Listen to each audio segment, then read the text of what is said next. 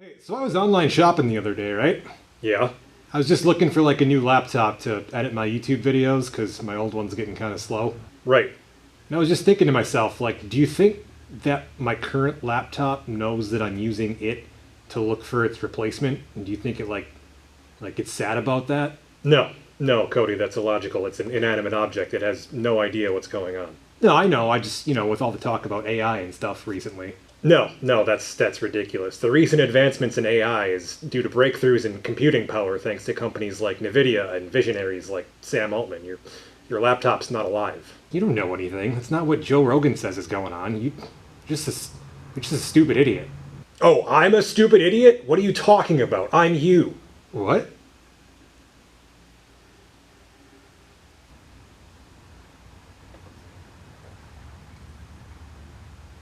Do not use in confined spaces.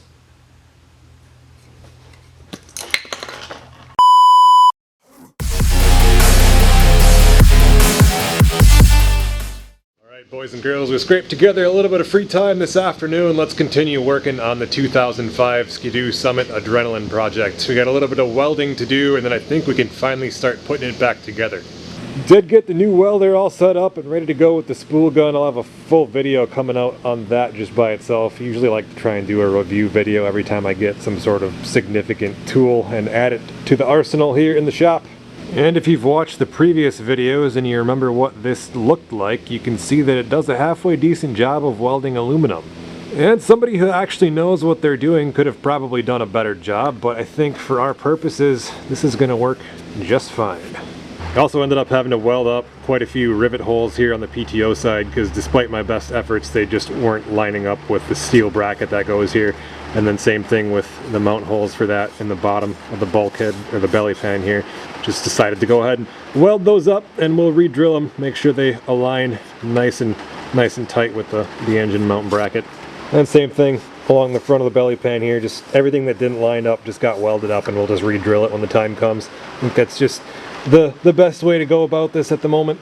And there were a few other small cracks starting in other areas here that I just decided to drill the ends of and then just pop a couple tacks over top of just to hopefully stop from getting worse in the future. And I mean, like I said, that's kind of the quality of the welds that I'm getting out of that welder at the moment. I'm just not practiced enough with it to make nice, beautiful MIG beads with it, but it is quite a bit different than welding steel with a MIG welder. It took a little bit of practice for me to even get that level of crap out of it. But anyway, you guys will get to see that thing in action here in a little bit. And we are going to go ahead and reuse this heat exchanger despite the little dent that's in it there from the engine mount getting pushed into it. I kind of sanded that flush and then inspected it, pressure tested it with just the air compressor and some soapy water, and it didn't show any signs of leaking. So I think it's fine. And then, I mean, just for a little extra insurance, just got some JB Weld on there. So I really don't think that's going to give us any issues. And I would have just used the one out of the beaver tail, but the one out of the beaver tail has far longer cooling fins on it. And the only reason that I could think that it would have those is just because they're not going to fit with the long track on the Summit, and it's going to cause some interference because it's a very tight fit in there. But I don't know if it would fit or not, to be honest with you, but I don't really want to risk it and have to rip this all back apart because I've got my track rubbing on the heat exchanger. But I guess some of you are probably saying that I might have to rip it apart anyway because this one might end up leaking, but it wasn't leaking that I could see when we took it apart. And with the level or quality of the repair, and I mean this JB Weld is just solid, so I don't think that's gonna give me any problems. But now that I've talked about that for way too long, moving on to something else. And there's a PTO side engine mount plate that's all nice and painted up. That one's ready to go back in. Got the mag side sitting over on the drying rack yet. That one's a little bit wet. And then this guy right here, this is the bulkhead off of the beaver tail. We have to do a little bit of repairing to this yet before this goes back in, and that's where we're going to start doing the work this time. And this is all nice and straight and cleaned up, kind of ready to go back in, but hopefully you guys can see it's got cracks in the weld around pretty much every corner of the lower A-arm mount. There's a big one right there.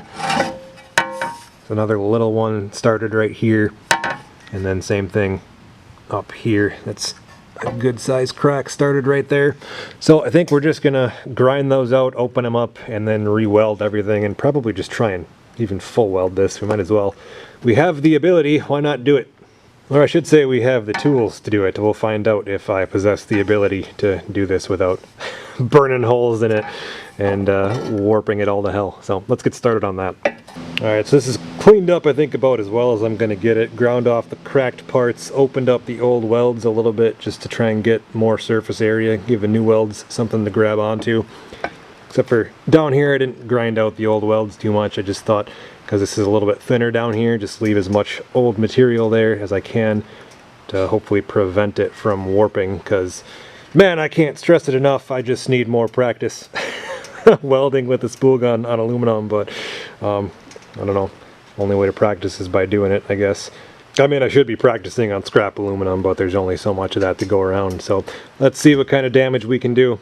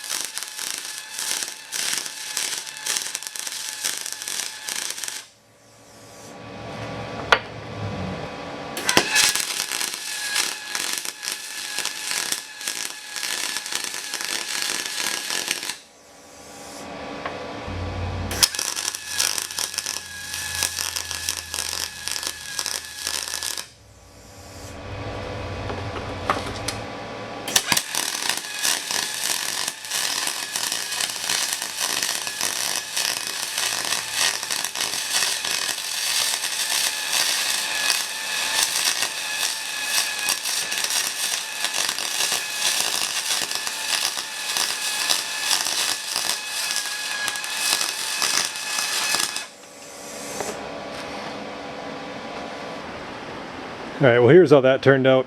I mean, it doesn't look great, but it should work. It'll be stronger than what was there. Getting a lot of porosity in the welds too. I have plenty of shielding gas, plenty of flow on the argon, but I don't know if it's because my metal's still just not clean enough or what the deal is with that. But it's a learning process, that's for sure. And up here got kind of messy. I had to come back in and grind quite a bit of this. Well, not quite a bit of it, but I had to grind it flatter on the ends just to get, there's some pieces on the nun that actually kind of rest in this indented section here. I had to grind the ends out, just kind of cleaned it up along the top there as well. But like I said, all in all, I think this should be stronger than what was there. Those cracks are definitely reinforced. Alright, I think we can finally start putting this back together. We're going to start with the mag side engine mount, and we're going to put this in the combination of 1/4 inch stainless steel rivets and 1/4 inch stainless steel hex bolts. And I'm going to be using Harbor Freight's pneumatic rivet gun for this. I didn't get the most expensive one, but I didn't get the cheapest one either. I think it's one of the McGraw versions. You'll see it here in a second.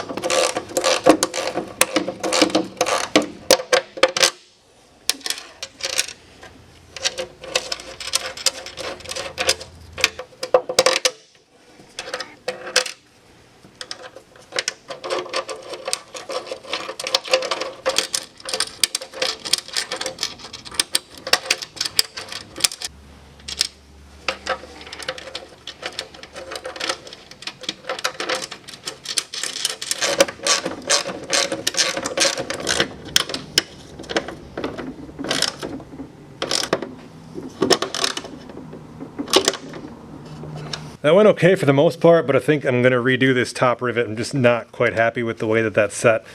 There's a little bit of back and forth movement there, and this thing's just, it's not as tight as it should be. I would have used hardware here, but there's not really enough room between the heat exchanger and the back of the bulkhead to fit a hex head bolt back there. So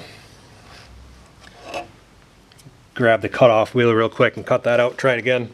Nice and tight second time around. Had to throw another washer in there because the only 1/4 inch rivets that I could find on Amazon were 5/8 of an inch long, which, as you can see, is a little bit long for such a thin gap, but it should work.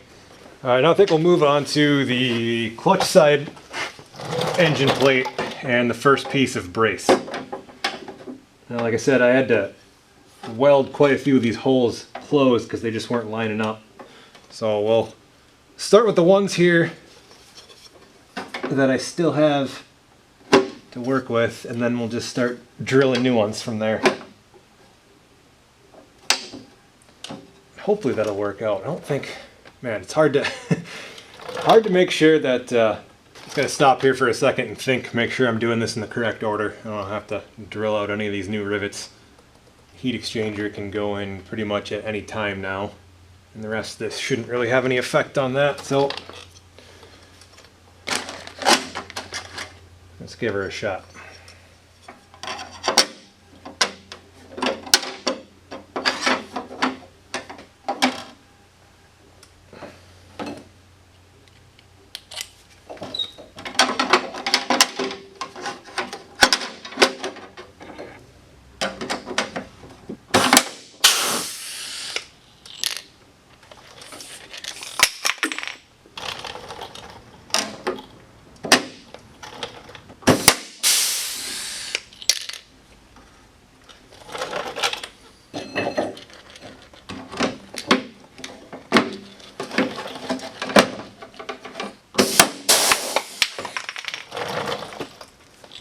I need to turn the PSI down on this a little bit.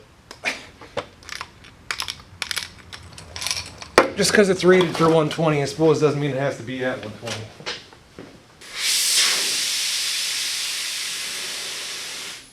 That feels pretty solid. Let's drill out these belly pan holes again and get those mounted in.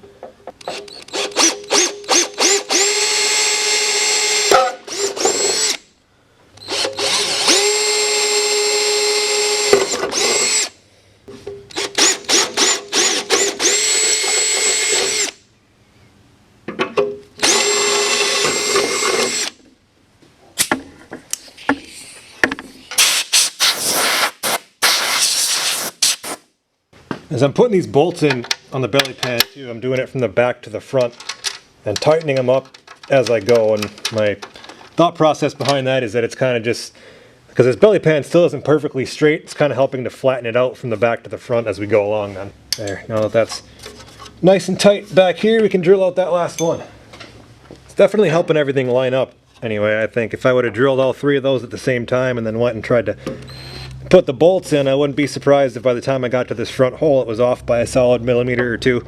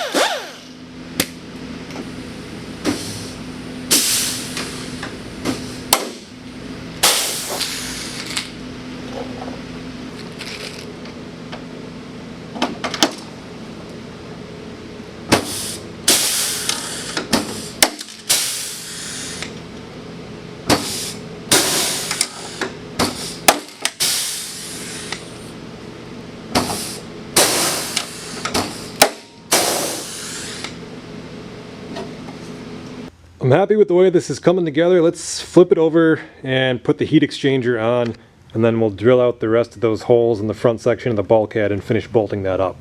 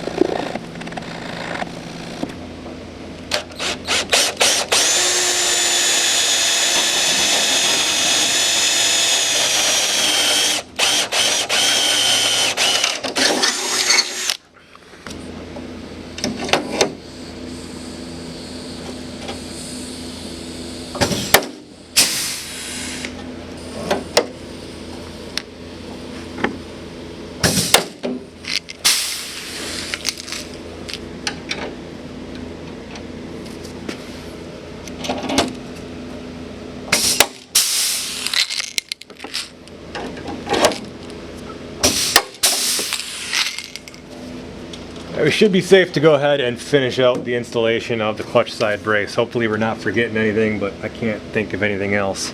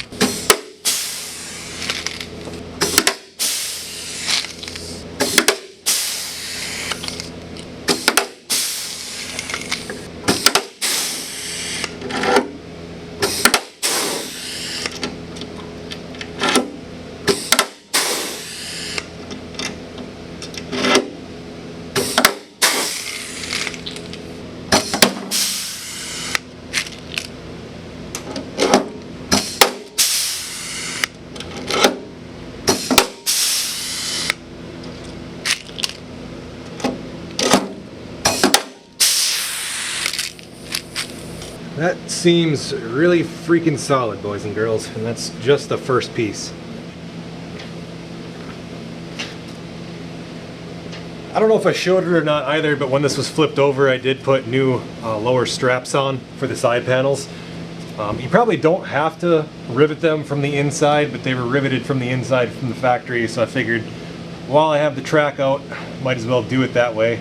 But I suppose if you really wanted to, you could drill the old ones out from the outside and then rivet them back in from the outside as well. I don't think there'd be a problem with that. Alright, what do we want to do next? I think before we get too much further, we should go get the nun all straightened out and situated. I did order new jack shaft and chain case bearings, so I was going to put those on next, but I don't have the bearings yet, so I can't do that. So I think let's just keep moving forward with the brace, and before we install the mag side, we do need to have the nun ready to go, so yeah, let's go work on that. I want to swap out the steering stem for the one from the Summit. The bearings on that one just feel quite a bit better. This one's got a lot of play in it, so change that out real quick.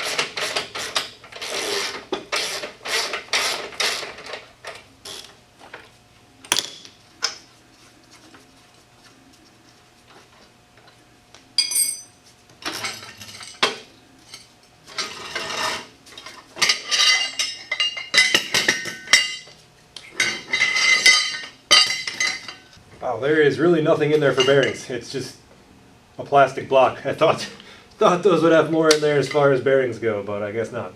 Either way, the other one feels tighter, so we'll use that one.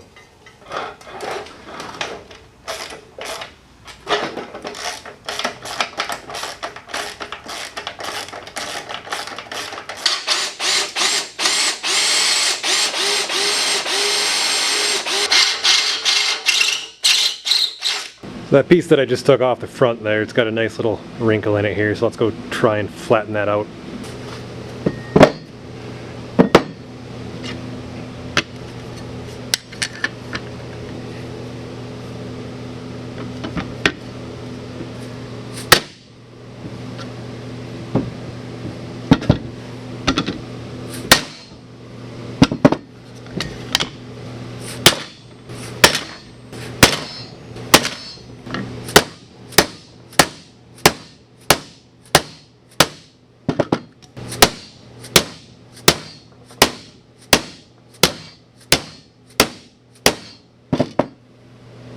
Well, definitely better than it was. I'll take it.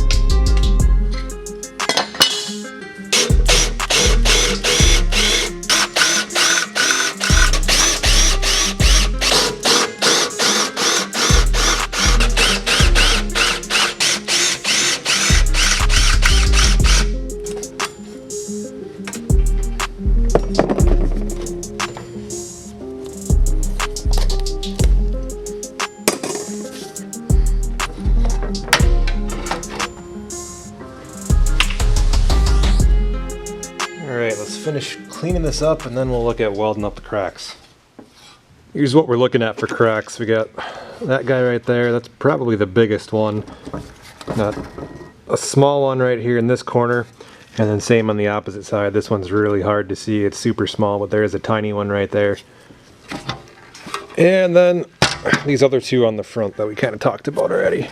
This one's cracked right there along the weld. It's cracked all the way through, and then same thing on this side. That one's really easy to see. So let's go fire up the welder and see if we can stitch those back together. I got that cleaned up as good as I can, but I think it's still pretty dirty by aluminum standards, so I'm not sure how well that's going to weld, but we'll find out. And I actually just saw that this upper A-arm mount is cracked in the corner right there, and this side as well. I really don't want to drill these self-piercing rivets out and then try and reattach, because I think these are just, it's such a good tight fit from the factory. It's kind of hard to replicate that even with those 1/4 inch rivets that I have, but I don't know. I'm wondering if I can just clean this up and weld it right in place. I think I should be able to. Should be able to get good enough penetration to definitely reinforce that without melting through and screwing up the aluminum. I'll just have to try and find a small rotary brush or something that I can get in there and clean that up as best I can before trying to weld it.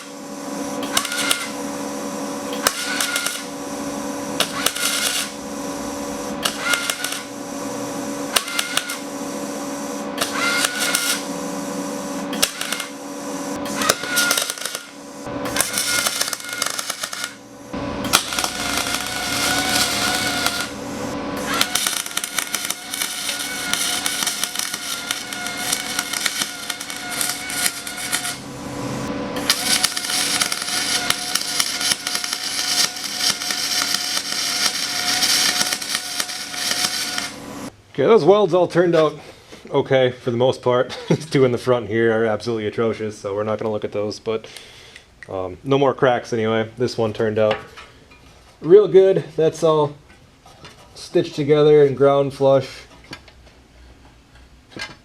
No more issues there, no more issues here in the corner. So let's go ahead and get the non-corner braces installed.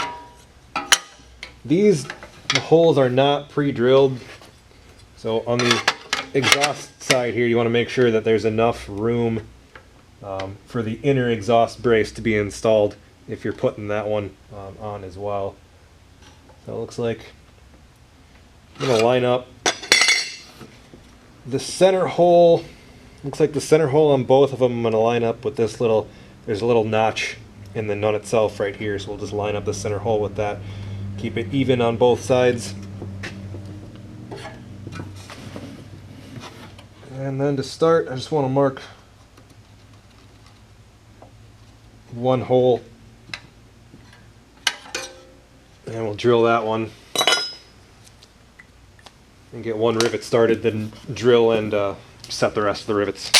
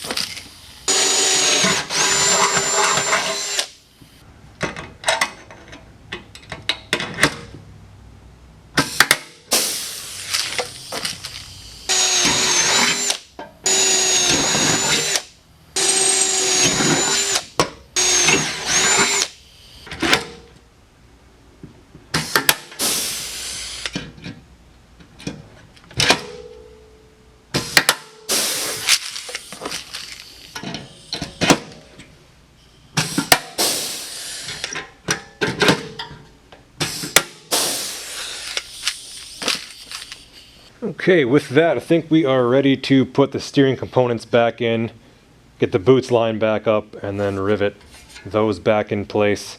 Then once that's all done, I think we should be about ready to reattach this to the bulkhead.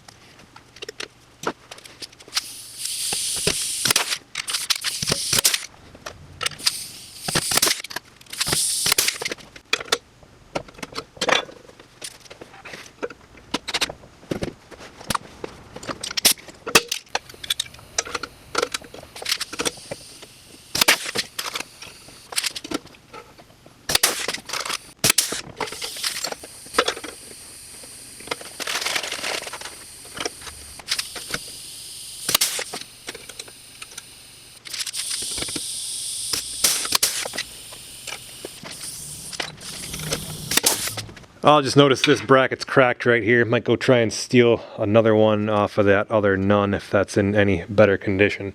And it looks like we might have to oversize that hole too. That rivet didn't really take.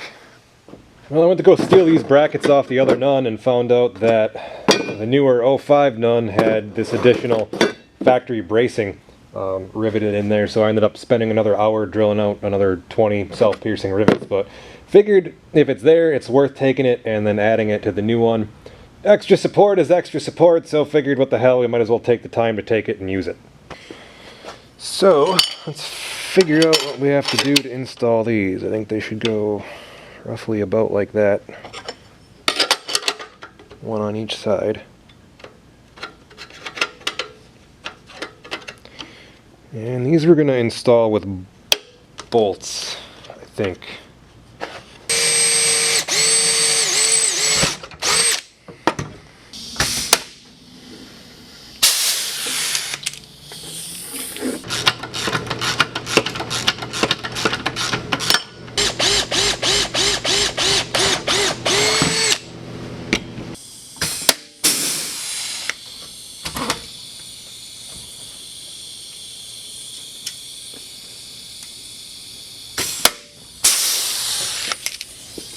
One down, 3 to go. All right, we got that extra bracing all installed. Looks good. This should be just about ready to go back on, but we have to go put some plastics back in place first, and then put the, God, is it called a sway bar? I'm having a smooth brain moment here. I don't remember what it's called, but the bar that goes in these notches here in between the nun and the bulkhead, we got to bolt that in place before this can go back on.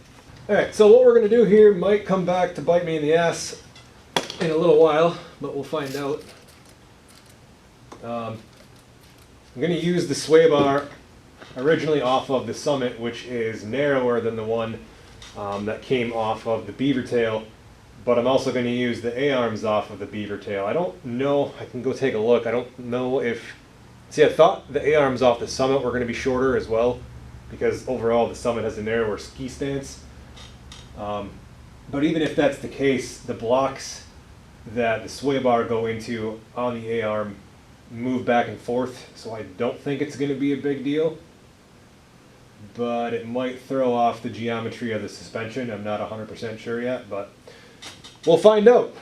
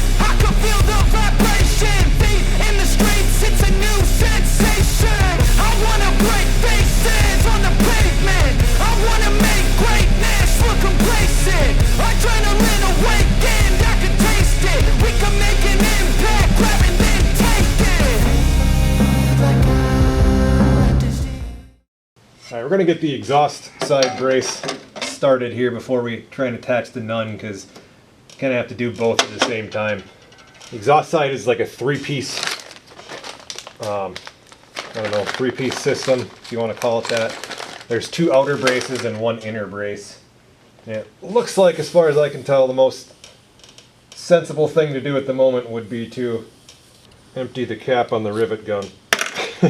Hang on one second. She's a little full. Alright, I think we need to start... What the fuck?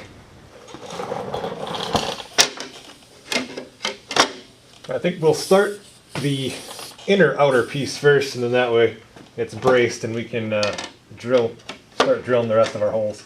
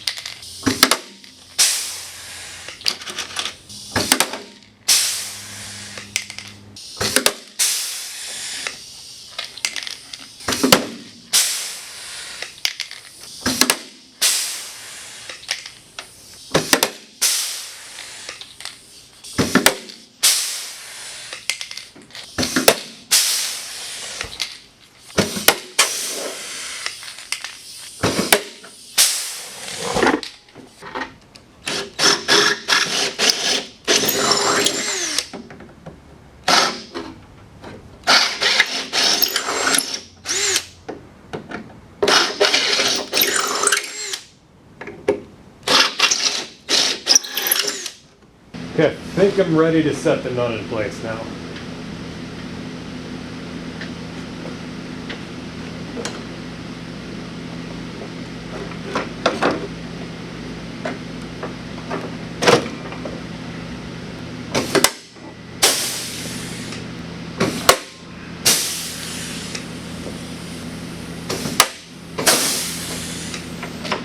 Okay, so with that at least temporarily strung up where it needs to be, we can move back to working on finishing the brace installation. Now that these holes are lined up, if you're using the included bolts, you have to drill these holes out to 5/16.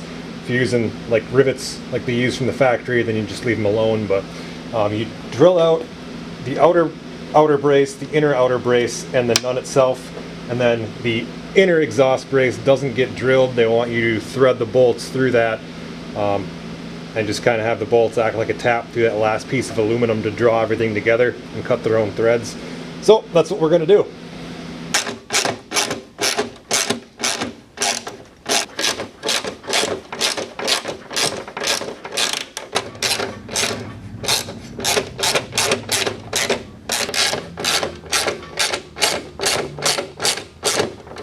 Yeah, and then this last piece just goes right on the inside like this.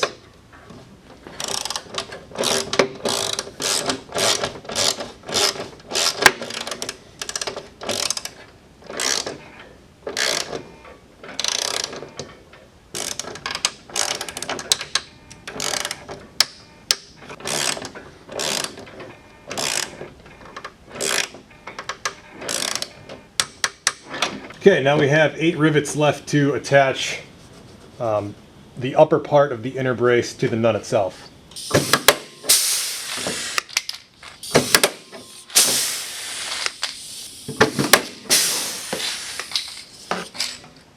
There's what that looks like from the inside. I've got extra rivets, so I just kind of went nuts there. Figured if I got them, I might as well use them.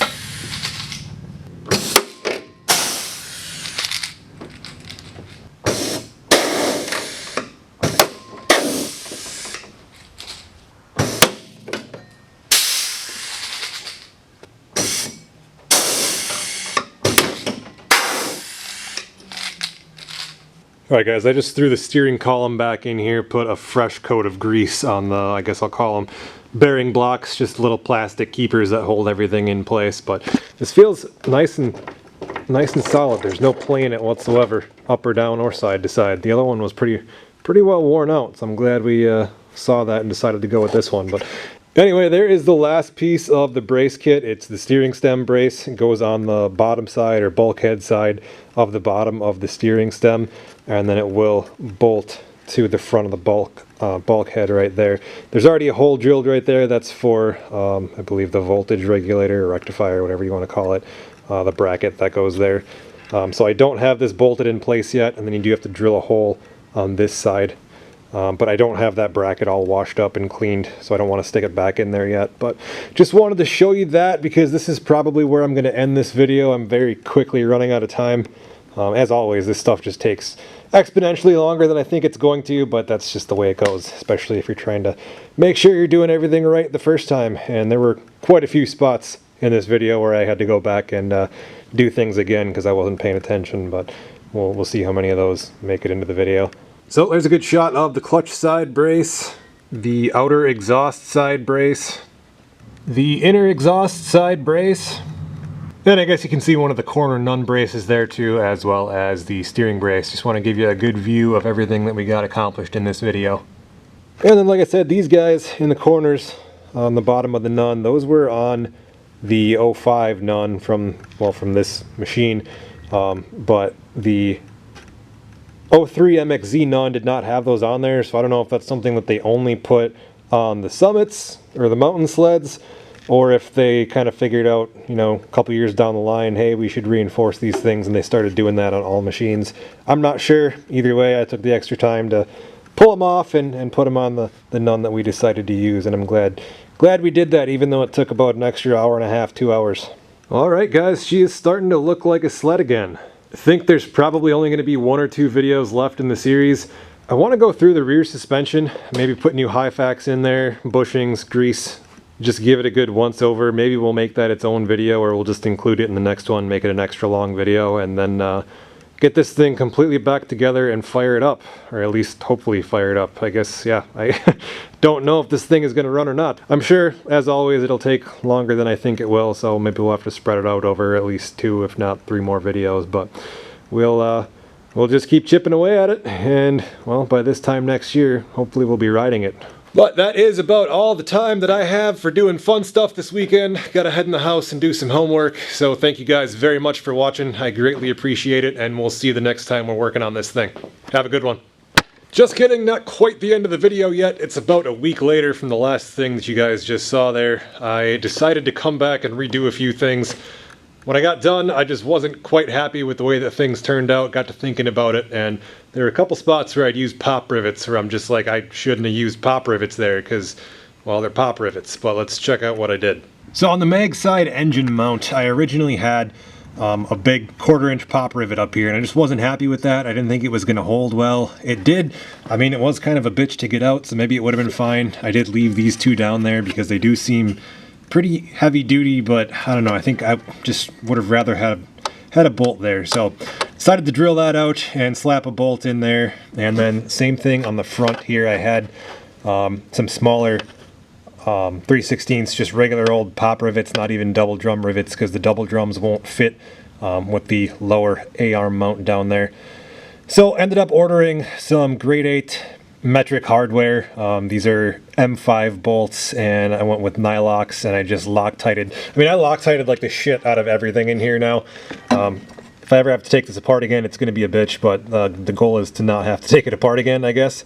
So I went back and again pulled all these bolts back out, threw a bunch of red Loctite on them and sucked them back down. And same thing over on this side. And then when I took the heat exchanger back out to get at this hole in the engine mount here, I decided to put that back in with bolts as well instead of rivets. I don't know if that was the right choice, but again, just small like M5 hardware on the top, and then on the bottom I used M6 because the M6 I could actually thread it into the existing holes and kind of like cut threads into the aluminum, so it pulled everything together, kind of like what we did up here on this part of the nun brace. But that just felt a lot more solid, and then up on the top I ended up just going with M5 because the heads on the M6 bolts were too big. I was afraid they were going to hit the track because there's like 0 clearance in there. But anyway, that's now held in with bolts, which hopefully is a little bit easier to take it out again if I ever have to, but hopefully I never have to. Yeah, and there's a look at the steering brace bolted in. I don't think I actually showed you guys that before. Completely bolted in. This side you have to drill the hole for. This side you just use the existing hole. Where the bracket for the plugs and the voltage regulator go. I did have to trim this bracket to get this to fit properly. I think they originally wanted you to sandwich this in between the brace and the front of the bulkhead, but it just didn't make sense to me, so I trimmed this up and made it fit all the way on the outside. I think that was a better way to do that, at least in my opinion, but what do I know? And then I was looking at the nun replacement bulletin, which I should have looked at before I started this entire process, but I was looking at that. It was like a service bulletin that was put out by Bombardier, and it actually says to use bolts when you replace the nun and to drill new holes next to the existing holes, and that didn't sit right with me, so I didn't do that.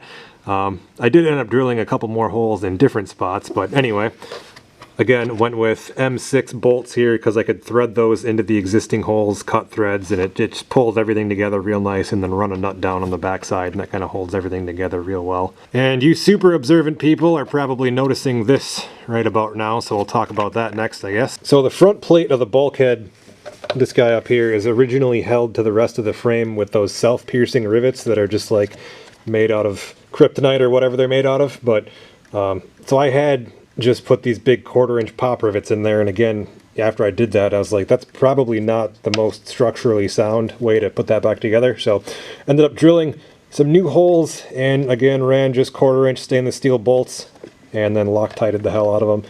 So again, I don't think that's going to go anywhere. Should be all right. Should be better than better than factory, hopefully.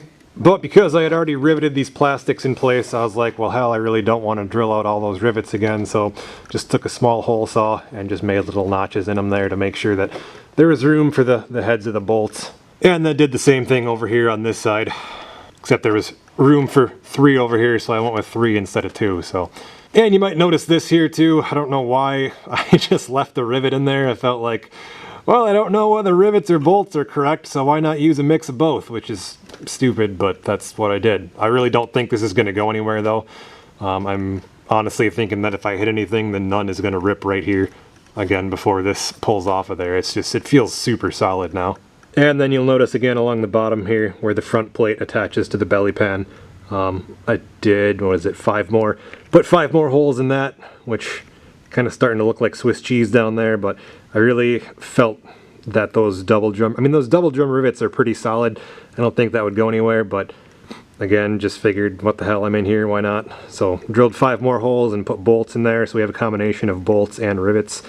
Probably would have been better to do the bolts first, then come in and rivet it, just because, I mean, none of those rivets are loose now, but I feel like sucking those bolts down super tight may have caused some of the rivets to get more loose, or not quite as tight as they were when first installing them. So if I was going to redo that, I probably would have went bolts, then rivets, or just one or the other, not both. So here's where we are at now. I don't know, I think this is going to work out pretty well. Time will tell. This thing is probably going to get used 75% on trail, 25% off, so it's really not going to get beat that hard.